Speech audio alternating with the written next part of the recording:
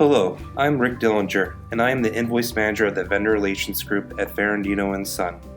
The purpose of this webinar is to review our invoice approval process so our vendors can have a better understanding of how VRG works and what happens when their invoice is received.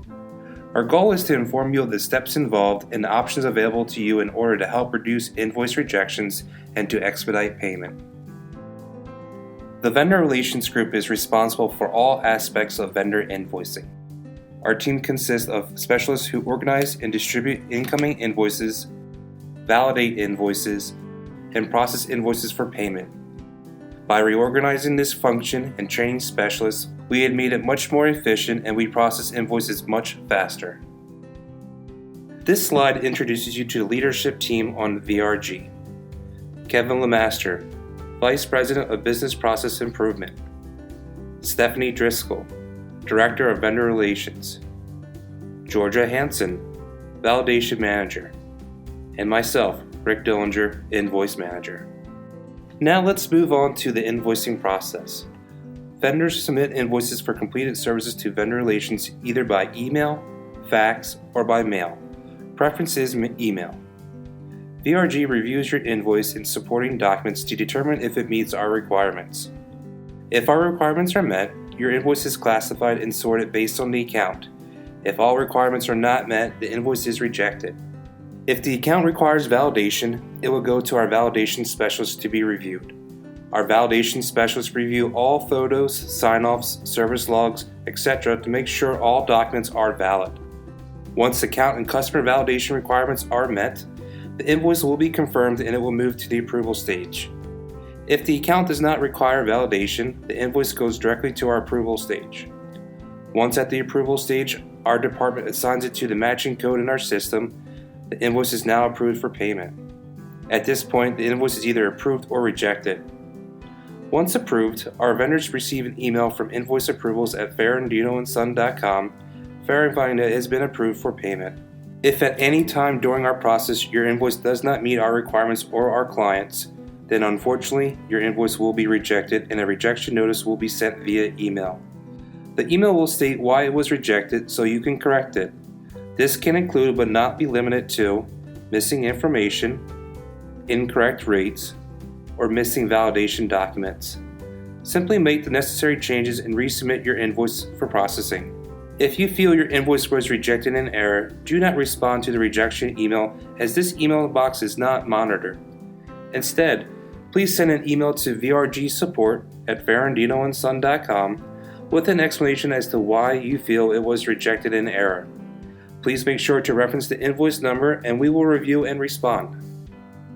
Now that you have seen the approval cycle for an invoice and the steps it goes through in our system, we will take this time to go over how to submit an invoice requirements, some sample invoices, and suggestions and tips from our department on how to reduce invoice rejections.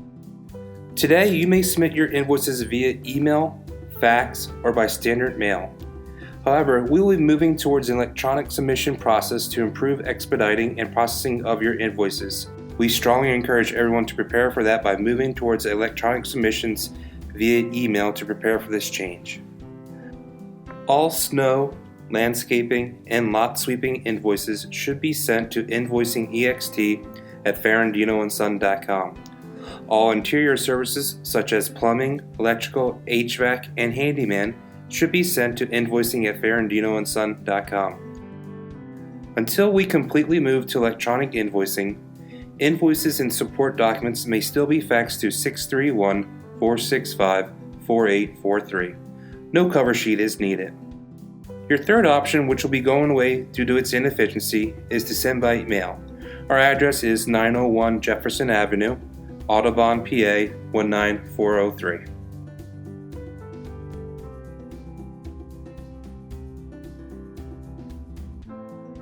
Now let's move on to the invoice requirements. This section covers what is needed on your invoice in order for it to be approved for payment. These items are necessary to ensure payment is applied to the correct vendor and the payment amount is correct for the appropriate service. We'll start with the company name. A company name of the service provider is required to be on the invoice. Next up is account information. Please specify the account that was serviced and its locations. Please make sure to include the name of the account, discipline, and each site's number.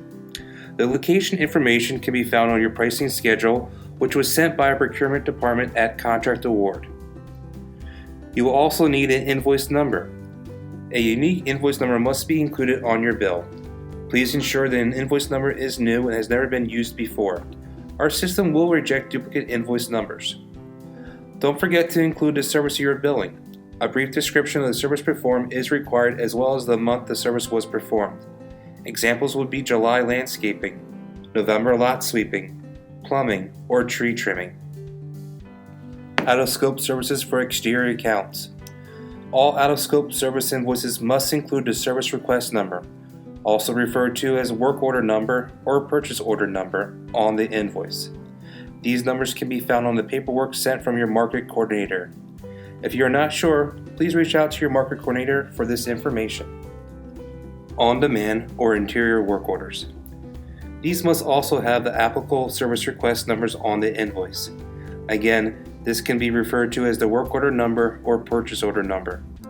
These numbers can be found on the paperwork sent from our procurement department or from your account manager. If you are not sure, please reach out to your procurement buyer or account manager. On this page are 4 examples of acceptable invoices. All 4 invoices have the vendor's information, a unique invoice number, the account name, site number, and a description of service including the month of service. Out-of-scope invoice. Note that the invoice includes the service request number. This allows VRG to confirm the service in our system. Remember, the service request number can also be referenced as the work order or purchase order number if given instead. Again, this invoice has the vendor's information, a unique invoice number, account name, site number, and a description of the service. Routine monthly or recurring services. As shown, it includes the month and type of service being billed. As always, this invoice has the vendor's information, a unique invoice number, account name, site number, and a description of the service. Event snow invoice. Please include the date of service, service provided, event level, and price for each service. All related services can be included for each event separated by location. Just like the previous 2, this invoice has the vendor's information, a unique invoice number, account name, site number, and a description of the service. Per push snow invoice. Same as the event snow invoice, but you want to include all the pushes for the storm as well as any corresponding services. Of course, don't forget your contact information, a unique invoice number, account name, site number, and a description of the service. This part of the webinar covers the most common mistakes we see on vendor invoices and how to avoid them. Please submit 1 invoice per site. When there are multiple sites on one invoice, any problem with any of the sites will hold that invoice up for processing and delay payment. We recommend sending your invoices by PDF. We also advise you to send all supporting documents such as sign-offs, service logs, photos, checklists, etc. attached with the invoice. All these are considered validation documents. All seasonal or monthly invoices for landscaping and lot sweeping can be submitted beginning on the first day of the following month. An example, August 1st or later for your July invoice. All seasonal or monthly invoices for snow removal can be submitted beginning on the first day of the month of service. For example, December's invoice can be submitted on December 1st or later. Don't submit one lump sum invoice for seasonal accounts for the year. Each month must be invoiced separately. Out-of-scope service requests cannot be combined with any other invoices. All incurred charges for a service request should be included on the same invoice. Do not invoice them separately. Do not discount your invoice if you are in our early pay program. This will be automatically discounted. You can submit invoices at any time of the day. Invoices received after 5:31 p.m. Eastern Standard Time will be counted towards the following business day. Invoices received after Friday at 5:31 p.m. will be considered the following Monday, providing it is not a holiday. Now on to taxes and photos. Taxes should not be included on your invoice unless you reside in an applicable state. Resale certificates can be provided upon request. If you're not sure if taxes are applicable or if you need a resale certificate, please send an email to vrgsupport@ferrandinoandson.com and we will assist you.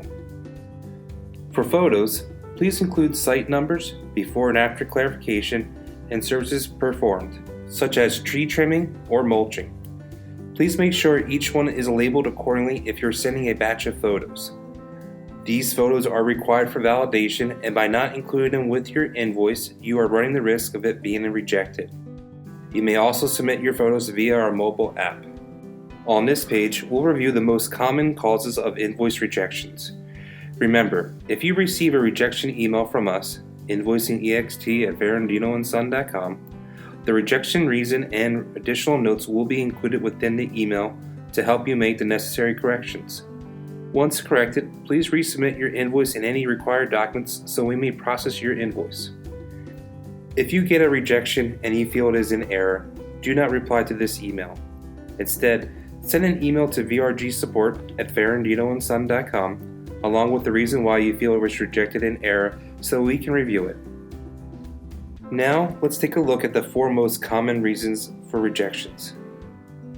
Missing work order or other supporting documents were not submitted.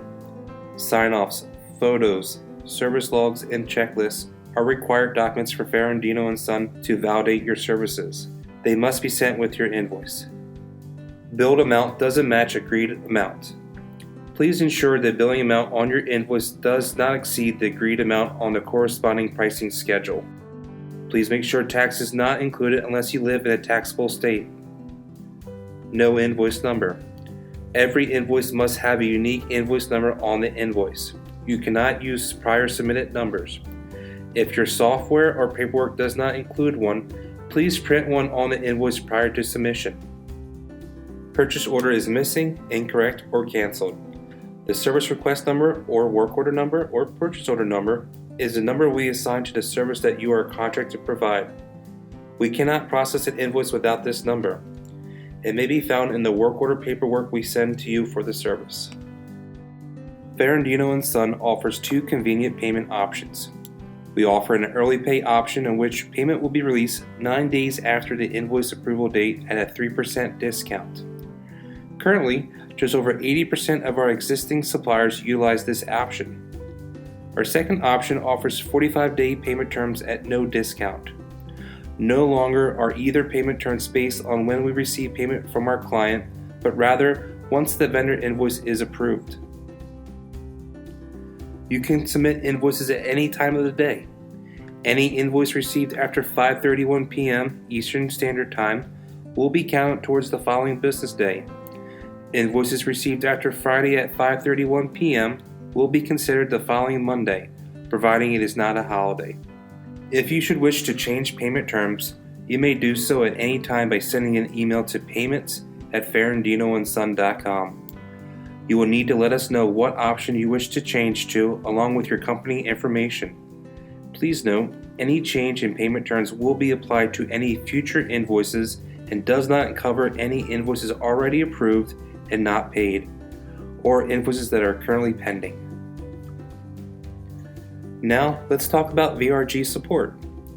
The vendor liaison serves as the vendor's resource in fielding questions about payment and invoice rejections. They address all invoice-related questions to include payment inquiries, rejection disputes, payment terms, and any other items requiring assistance with your invoices. Vendor liaisons can be reached by emailing vrgsupport@ferrandinoandson.com or by calling 866-571-4609 extension 2555. Vendor liaisons are available 8:30 a.m. to 5:30 p.m. Eastern Standard Time, Monday through Friday. When contacting the vendor liaisons, please provide your contact information including company name, address, phone number, and email address, as well as any invoice numbers for the invoice in question. Please keep in mind all invoice rejection emails have a rejection reason contained in the email and also the necessary corrections to resubmit the invoice. Please refrain from submitting any current invoice to vrgsupport@ferrandinoandson.com. They should go directly to invoicingext@ferrandinoandson.com or invoicing@ferrandinoandson.com.